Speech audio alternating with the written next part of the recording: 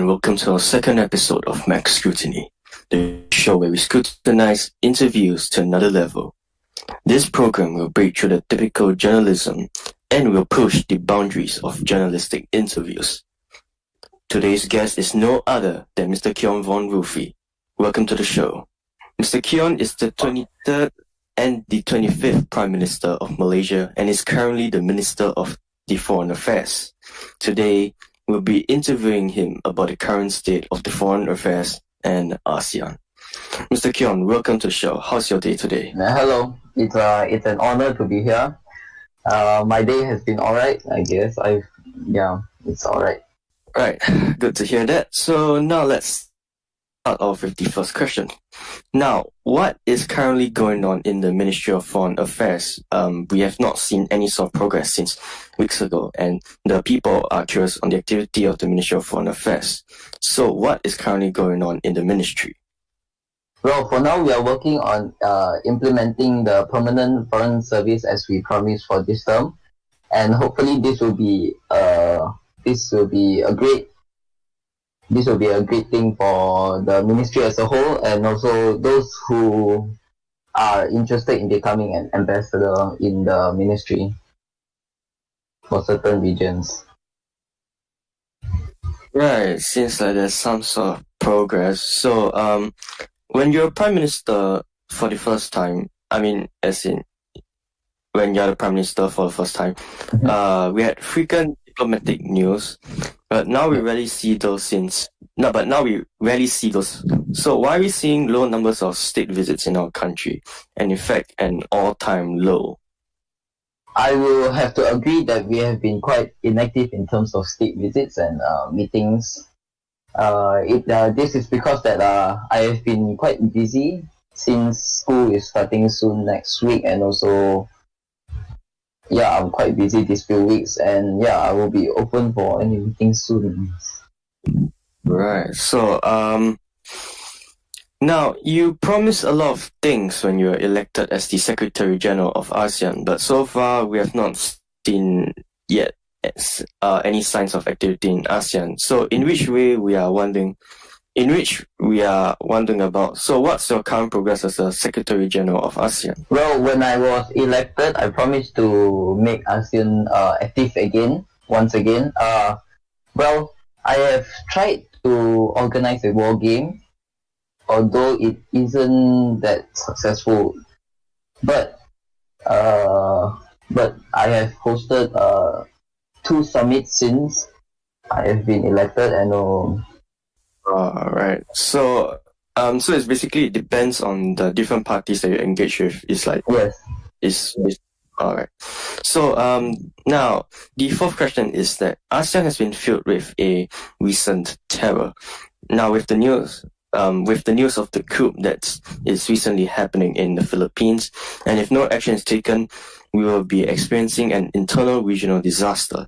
So how would you avoid further political instability in ASEAN as the Secretary General of ASEAN? Well, as much as I can do is to condemn those whom was a part of the coup, and I wouldn't call it an internal. Hold on, can you repeat again? Shit. All right. So now ASEAN has been filled with a recent terror, which is that with the recent news of a coup that's happening in the Philippines. And if no action is taken, we will be experiencing an internal regional disaster. So, as the Secretary General of ASEAN, how would you avoid further political instability within the region? Well, as much as I can do as Secgen is to condemn those who are involved in the coup, and I don't think it's a good. I don't think for ASEAN, as much as we can do is to discuss on how much we can do, and I also wouldn't call it a internal disaster, as it was a failed coup as well. All right. So now ASEAN's hiatus has taken a toll to the recognition of ASEAN by other countries. And even though it's still recognized, it won't be long until we have a similar international community that focuses on the same region that could actually punch back our progress. So, is there any plan to reinstate ASEAN's role as a more recognized and active international community? ASEAN has been there for a long time already, and it's just that it has been quite inactive for the past few months. And yeah, as it basically is like the Commonwealth. We just do our own thing. Yeah. Alright. Now, why do you think Malaysia is neutral in its diplomatic stance, despite the fact that this country has taken a lot of sides, such as the Commonwealth, ASEAN, and etc.? I have said this quite a number of times in the past about Malaysia's diplomatic stance. We are neutral with anything, but ASEAN of course comes first, and then the Commonwealth, and then the rest of our allies that aren't in either ASEAN or Commonwealth. For example, like Finland. Right, so it's basically pretty much depends on the situation, right? Yep, correct. Right, so now, alright, that is all the time we have for today. Now, Mr. Kyon, thank you for coming to this show. Now, don't forget to stay tuned for more episodes of Max Scrutiny. We may not be scheduled, but will come when the news breaks the window. And of course, when there's controversy in it. My name is Itzfields, and I'll see you on the next episode. Farewell.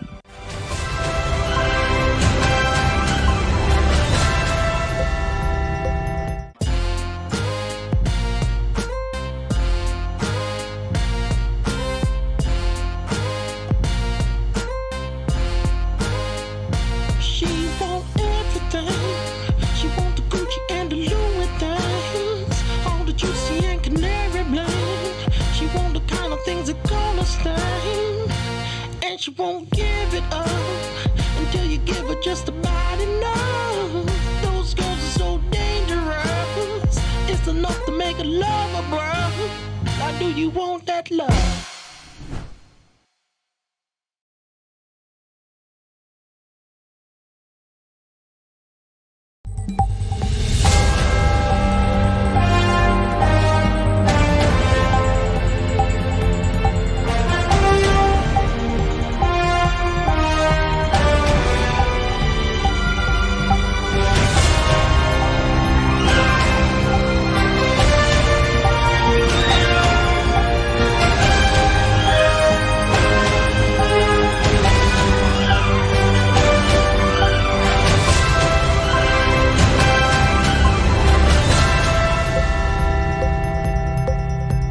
Hello, and welcome to our third episode of Max Scrutiny, the show where we'll scrutinize public figures to another level.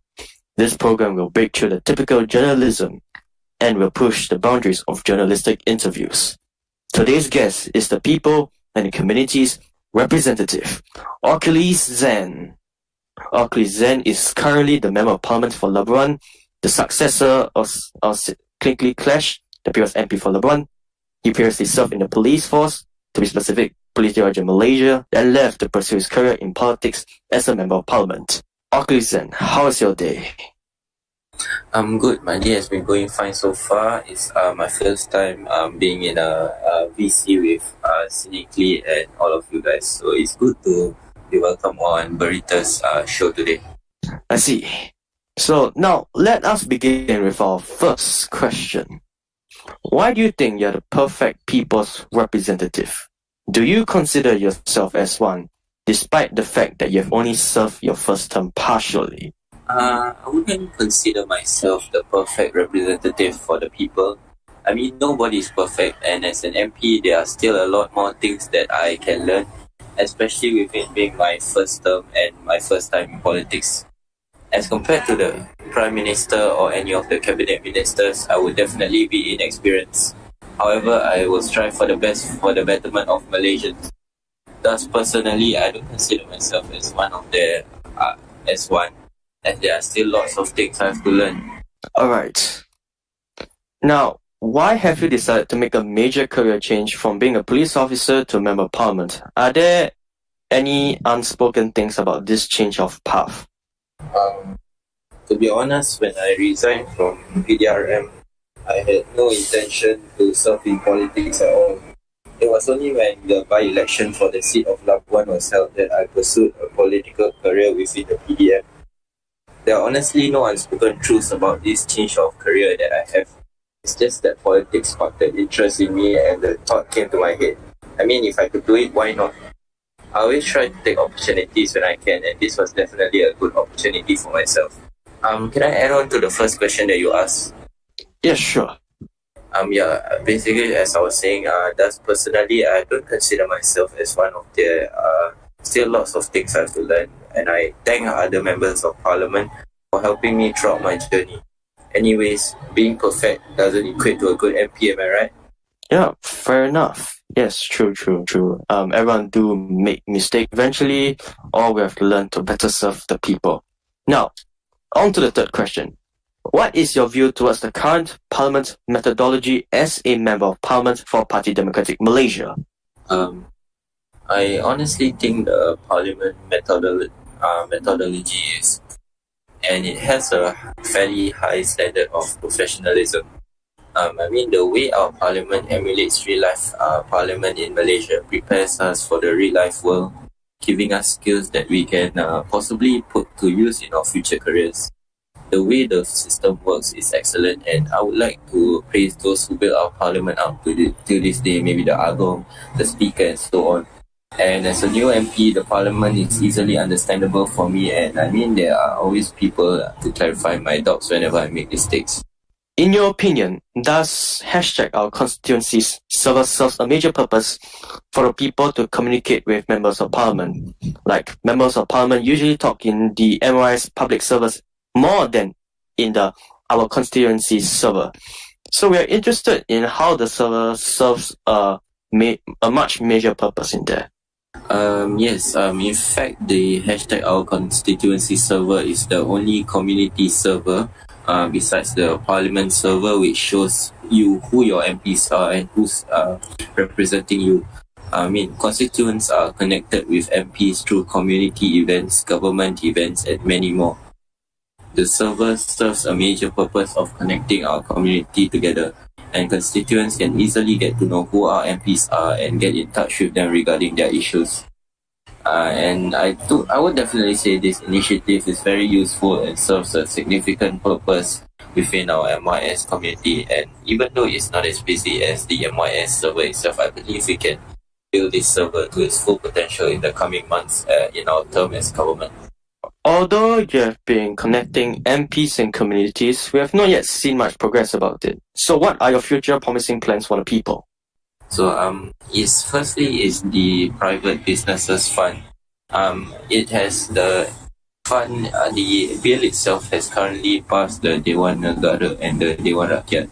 And after royal assent of the Private Businesses Fund Act, I'll be starting up the Pri Fund initiative in the next term as government to help our private businesses cope with their financial issues in the next term.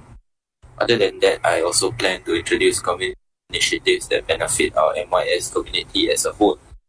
I'm requesting for Malaysian support for the Parti Demokratik Malaysia, or the PDM, so that we can carry out these plans for you. Alright, now for the last question. Do you think Parliament will soon enough a major institution and will be responsible on how the majority of things in Malaysia work? And how can that happen? At this point of time, Parliament is quite a major place for laws to be passed. They have majority of control over laws, as they can easily be passed through Dewan Rakyat, Dewan Negara, and the Royal Assent. It basically complements the government and national initiatives taken to improve the countries. So thus, I would say that Parliament will definitely soon become a major institution for the control of Malaysia. Thank you. Alright, that is all the time we have for today. Oculus Zen, thank you for coming to the show. Now don't forget to stay tuned for more episodes of Max Scrutiny. We may not be scheduled, but we'll come when the news breaks the window. My name is It's Fields, and I'll see you on the next episode. Farewell.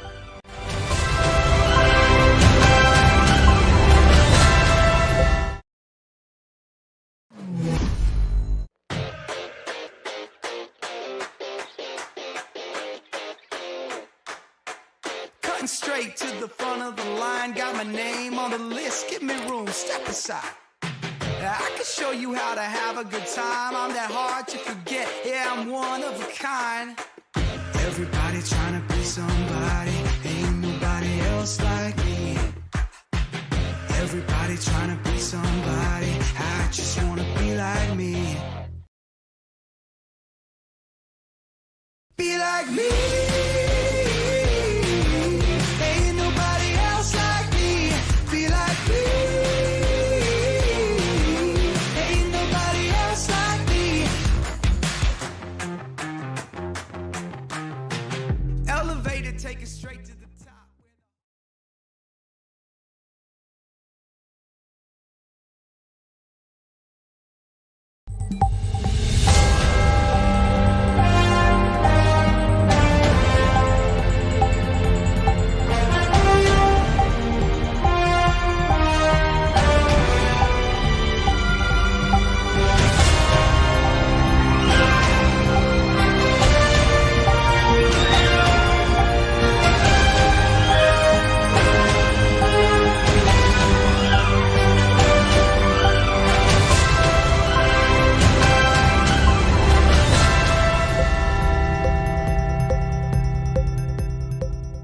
Hello and welcome to our first episode of Max Scrutiny.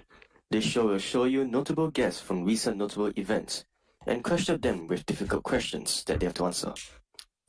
This program will break through the typical journalism and will push the boundaries of journalistic interviews. I would like to welcome you all with our first guest, I'm Not Rumi. I'm Not Rumi is the second chairman of Bermuda Media and was previously the party leader of Party Reformasi. Recently, he made a statement against the Prime Minister's statement on the protest regarding the topic of the abolishment of Dewan Negara. I'm Not Rumi, welcome to the show. Tell us, how are you feeling today? I'm feeling great. You know, I'm in the middle of an ARMA operation. I just landed in some unnamed Vietnamese forest, but I'm doing good today. How about you? Right, feeling good too. So let's go to the questions right now, starting with the first one. So, why have you decided to go against the Prime Minister's statement and voiced it with your own news outlet? Well, I mean, BERITA, this is like 2 weeks worth of news. I mean, let's talk about some new current events, but sure, I'll answer that question for you. I went against the Prime Minister's statement on the protest because it was merely elitist. The Prime Minister thinks that he's the big Well, I'll tell you, the voters put him into office. And when Malaysians learn from their figureheads that they don't have to suck to get to the top, then there is when we'll have an effective democracy. Not a basic orgy of just people jerking each other off till they get the highest position. Alright, so the Prime Minister viewed your scrutiny approach as trying to incite chaos and protests. So why do you think this approach of scrutiny is the best way to get the government up to its standards? I believe that all media organizations should scrutinize the government, the opposition, and anyone with any form of authority, because if any authority does not face scrutiny, then that authority will go rampant. And the mere claim that I'm trying to incite riots, that is just a mere claim to try to silence the media with tyranny. Okay, so now moving on to the third question. So why do you think the Prime Minister is putting up an emotional tone that is deemed as aggressive and on this statement, according to what you have said in Oculus Zen's Engage Our MPs session? Well, I believe I'm not going to speak on behalf of the Prime Minister on why he acts like a mere child when he probably is one. I mean, it's a Lego game, what do you expect?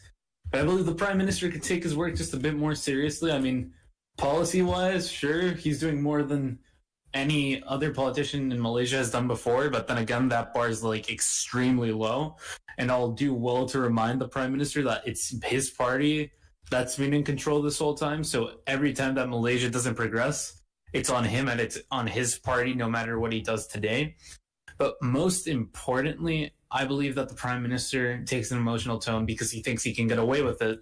We've seen party democratic, I don't know how to say it, get away with a shit ton of things just because they consider themselves the shit. And I feel that Malaysia has to show them that they're not the shit I feel like Malaysians need to show the Prime Minister and the government that their voice matters and that they're not quote unquote trying to incite violence. No, I believe that every Malaysian matters from left to right. And I believe that every Malaysian has a right to voice their opinion through protest. Now, the government doesn't believe that, but I believe the government's filled with tyrants. So that's not my fault. Okay, so now moving on to the final question. So, should the government have another approach that is rather passive? What is the appropriate response that you think is suited? I'm not telling the government to act like and to suck up the protesters. No, I'm telling the government to be, first of all, protect the principles of Malaysia. One of them key being the democracy and the freedom of speech that every Malaysian reserves the right to participate in. And I believe the government should ensure it protects those values and not speak against it. I'm not going to tell how the government how to speak, but if the government's clearly trying to violate my rights, I'm going to tell them they're wrong. Alright, so that is all the time we have for today. I'm Narumi. Thank you for coming to the show. It's an honor to have you as our first guest. Thank you. Now, don't forget to stay tuned for more episodes of Max Scrutiny. We may not be scheduled, but we will come when the news breaks the window. My name is Itzfields, and I'll see you on the next episode. Farewell.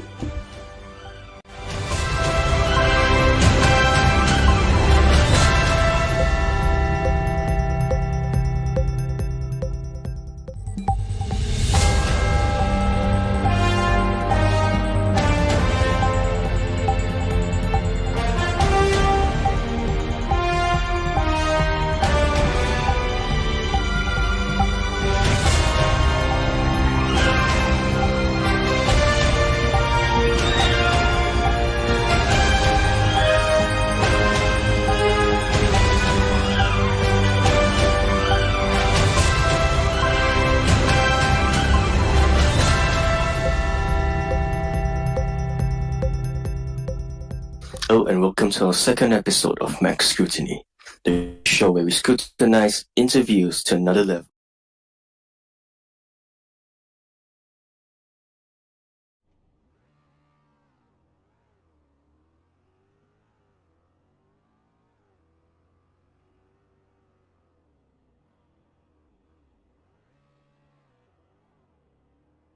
You are watching BERITA from Kuala Lumpur. We interrupt our normal programming schedule as we bring this important news.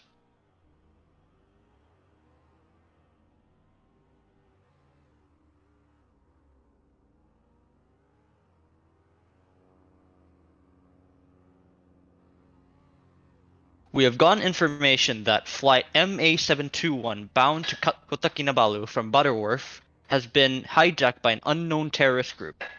Here's the current situation live.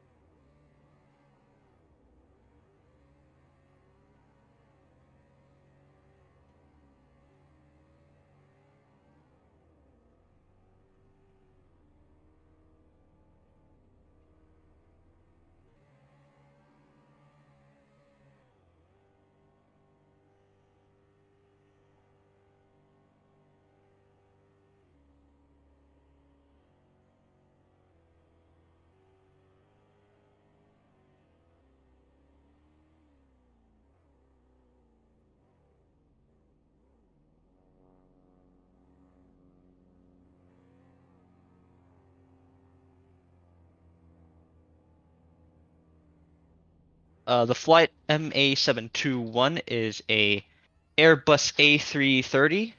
It is currently on air admits to the destination of Kota Kinabalu.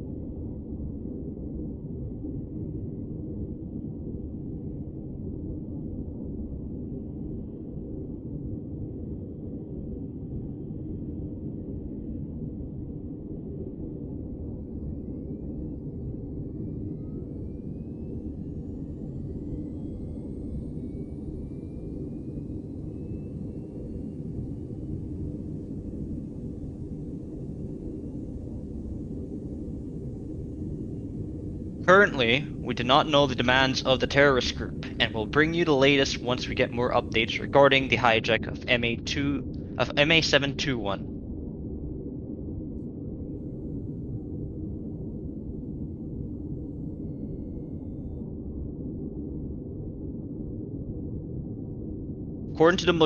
According to the hijackers, they have demanded money.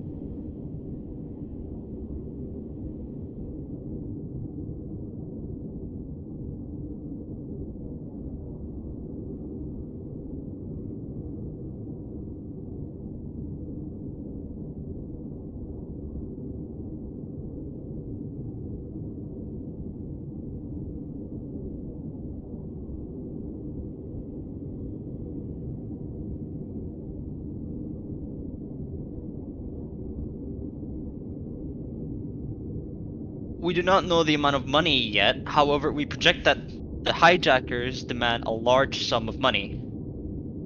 On the other hand, the Royal Malaysian Air Force has scrambled Su-35 S-30 MKM jets to ensure the aircraft does not deviate from its current course. More on to follow later.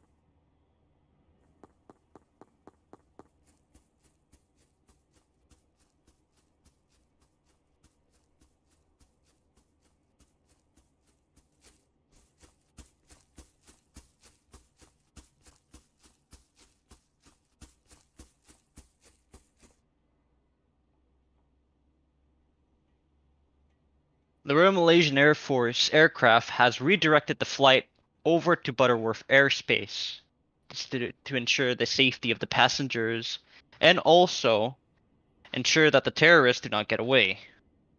More on to follow later on.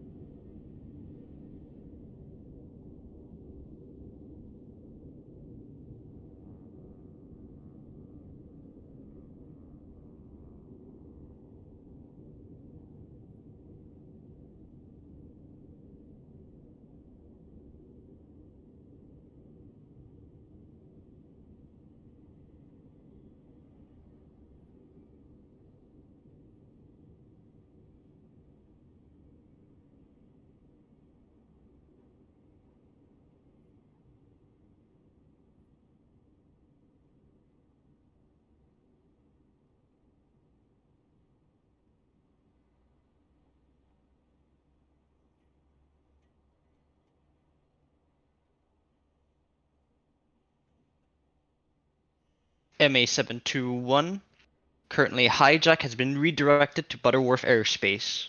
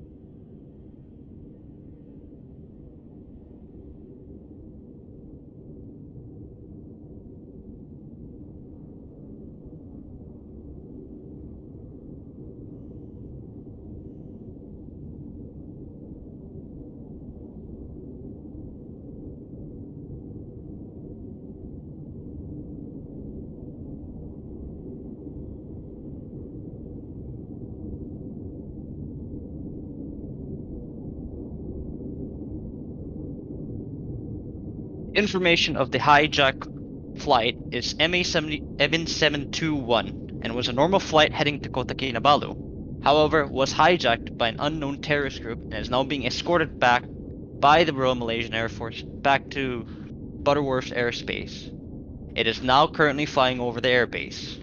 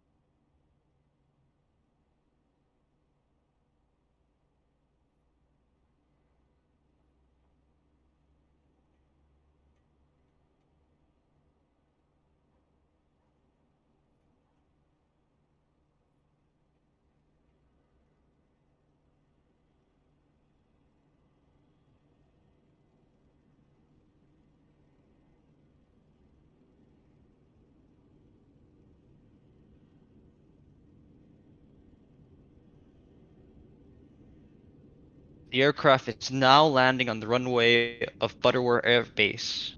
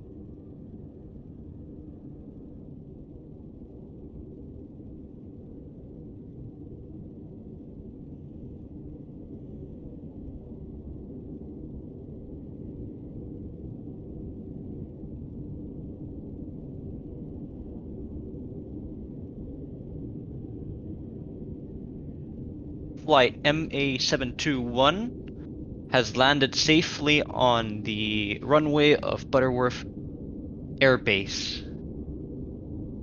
It is currently now taxiing to its designated gate, and there will be representatives from the government being brought over to ensure the safety of the passengers and know the demands of the hijackers.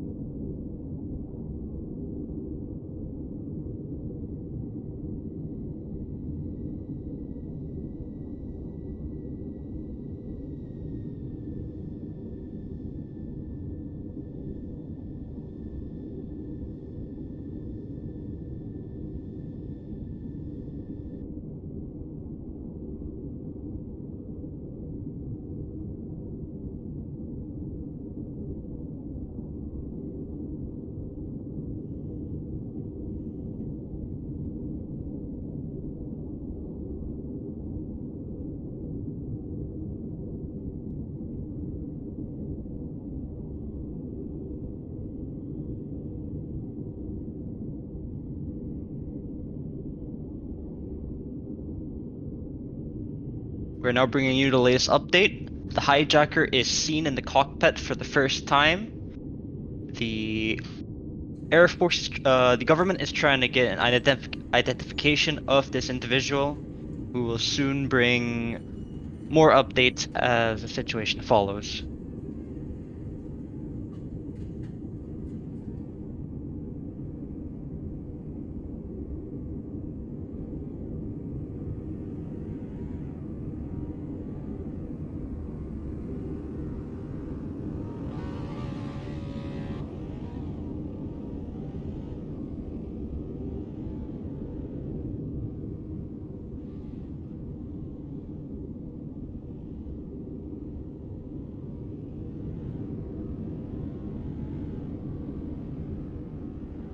We're bringing news update.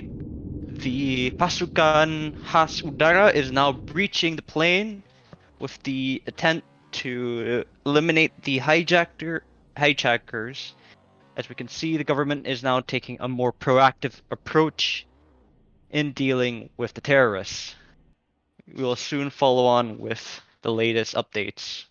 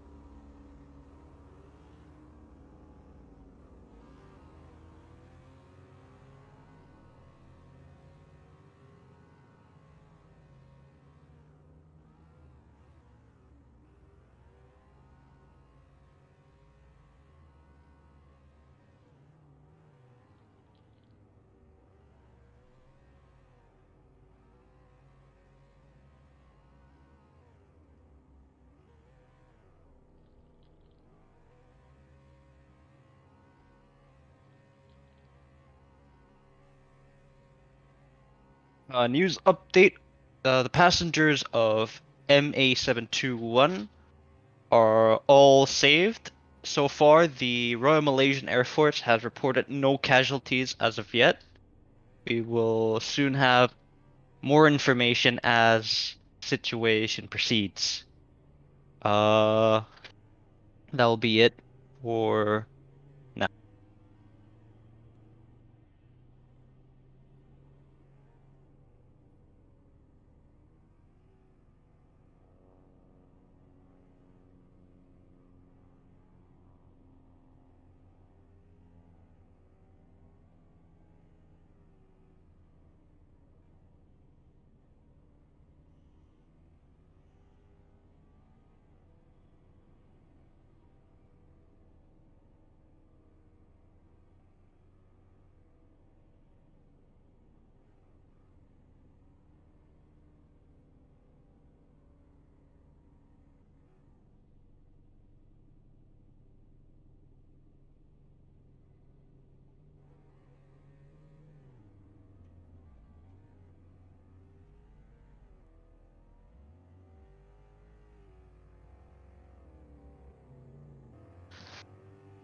Hello, this is BERITA. We will be signing off in a few minutes, but to re-summarize the whole situation, a terrorist group whose name is not known currently has hijacked a flight known as MA721 bound to Kota Kinabalu from Butterworth, has been saved by the Royal Malaysian Air Force and its hostage rescue team.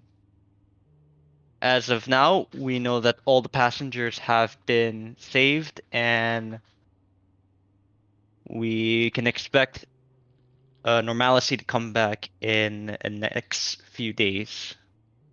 That will be it for today. I hope everyone enjoys viewing this special program, and we really want to thank those who helped us with the production and the filming of this event.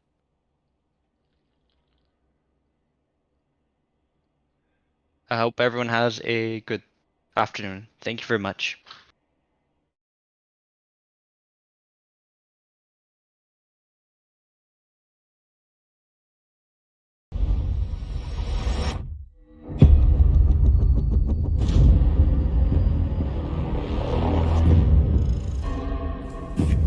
TOC, Delta 10. Be advised, that's my call sign complete. Now moving to Objective London. Out. Roger. Launch arc. TID all packed. Go when ready. Salvo, you're up. On it. Flash. Go, go!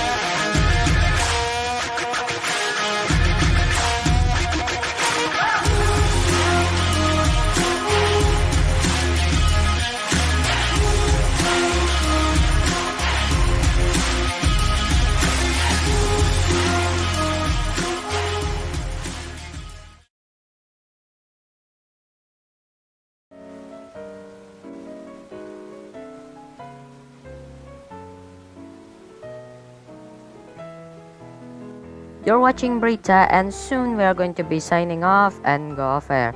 Thank you for tuning in. We will see you soon.